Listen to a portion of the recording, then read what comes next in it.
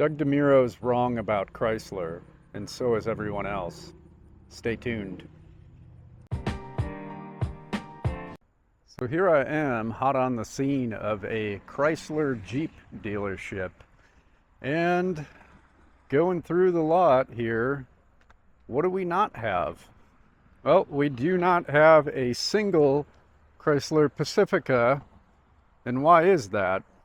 Well, it's because they're all basically pre-sold and the used ones sell instantly. And this isn't the first time that I've ran into that. And everybody is kind of calling for Chrysler's head, and especially recently, there's a video made by Doug DeMuro, and some of the other brands that he's talking about going away, yeah, I agree with him. But Chrysler is one where I think he is massively wrong. And he's not the only one talking about this. So I don't want anybody to think that I'm just like making some shock value video trying to pick on Doug DeMuro because he's popular. That's not the case. Like, they're all talking about it. They were like, well, the Chrysler 300's being canceled. And now the only thing that they're going to be making is the Pacifica, and they should just shut down. Well, I'm going to tell you the reasons why they should not shut down. And in fact, they're probably one of the smartest ones yet. So, reason number one, it is an underserved market. The United States and Canada and Mexico and many other places around the globe, everyone has families, right? Well, I don't want to say everyone, but a lot of people have families, and they have children, they've got pets, they've got activities, and all of that good stuff. And SUVs are so ungodly expensive. The vast majority of the time, they're really not that comfortable or that usable, especially when you're going into the three-row SUVs. Try to get into the back of a third row in an SUV and then do the same thing in a minivan, and you will pick that minivan 10 out of 10 times. Not a lot of people are making minivans, and the ones that they do make, they make very few of.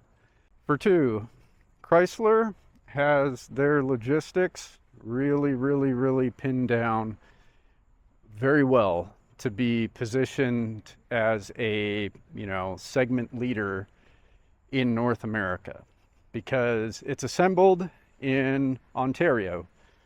The engines and transmissions and the vast majority of the parts are either built in the United States or Mexico. They're not paying any tariffs. They're paying very little in as far as logistical, transfer costs and all of that it's basically a good cash cow to just keep pumping. Why wouldn't you? Another reason is that the Pacifica offers a lot of great options, to be honest with you. It's the only minivan that has the full stow and go seating. So if you need to utilize it as a flat load floor, you can. And Chrysler has a patent on that, so nobody else is using that.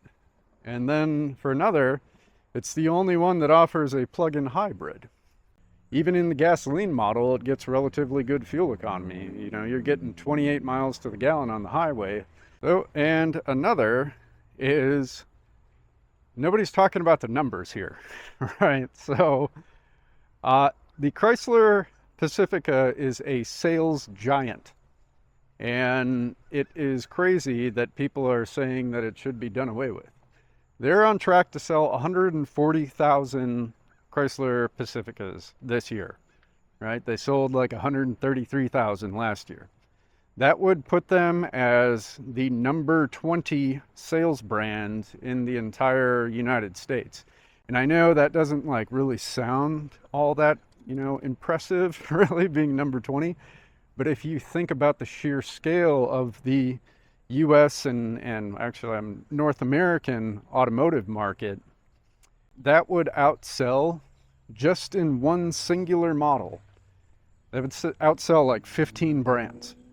So yeah, it would be utterly foolish to kill your cash cow and basically the best minivan in the market, you know, I don't know why you would do that. That's just doesn't make any financial sense. For another, I'm a systems engineer, and I deal with products of scale and logistics and supply chain and all sorts of goodies, right? And just like those points that I made earlier, Chrysler has this really nailed down. They have a massive dealer network that they don't have to have their own standalone dealerships, right? Like, it's not going to hurt a Ram dealer to put up a Chrysler sign and sell Pacificas like hotcakes, you know, each one that they can produce. So, yeah, the administrative costs, everybody talks about, you know, you need a bigger portfolio and you want to offer this and you want to offer that. Well, what happens in brands that make a bunch of different vehicles is you've got, you know, sales winners and sales losers. And those sales losers end up diluting your winners, right? So now you can't allocate as much money to these other vehicles, or those other vehicles are going to get more and more and more and more expensive. So if there's no other Chryslers weighing down the Pacifica, their manufacturing costs, their administrative costs goes down. You don't need a whole department designing the Chrysler 300 or the Crossfire or whatever else they want to come up with, right? There's no need. So you can slim down on your staff, you can slim down on your administrative costs. What do you got to pay for? A website, you know, some t-shirts to be embroidered. I think that Chrysler could handle that. And lastly, it's just a better product. And the general public will know that. And the sales numbers speak that, right?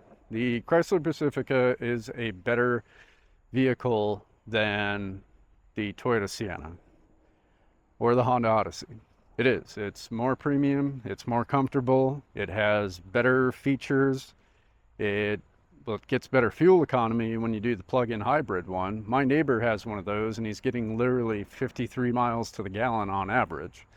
And on top of that, Chrysler figured out some way for you to get the $7,500 tax credit as a plug-in EV. So that's really cool.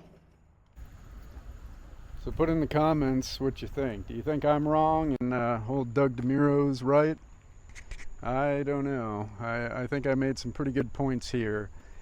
This vehicle is not going to go anywhere, and Stellantis would be really foolish if they did get rid of it.